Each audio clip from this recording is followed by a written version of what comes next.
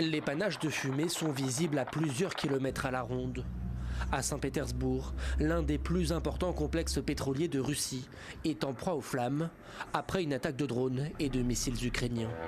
Un nouvel épisode d'une escalade qui ne cesse de s'intensifier entre Moscou et Kiev. Le président ukrainien diffuse lui-même ces images et revendique le succès de son opération. La nuit dernière, les forces de défense ukrainiennes ont visé des installations pétrolières du port de Saint-Pétersbourg qui rapportent de l'argent servant à financer la guerre menée par la Russie. Selon le commandement militaire ukrainien, près de 42% de la capacité de raffinage russe aurait été mise hors service. Un chiffre spectaculaire, mais impossible à vérifier de manière indépendante. Sur le terrain, en revanche, les signes de tension pour Moscou se multiplient.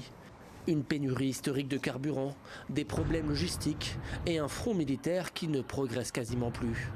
Alors Vladimir Poutine réapparaît dans un lieu tenu secret en uniforme. Une opération de communication largement relayée par les médias d'État. Le chef du Kremlin revendique la prise de Konstantinivka, ville stratégique de plus de 60 000 habitants avant le conflit et dont il ne reste aujourd'hui que des ruines.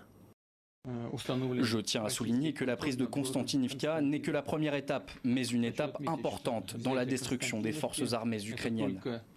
Une version contestée par Kiev.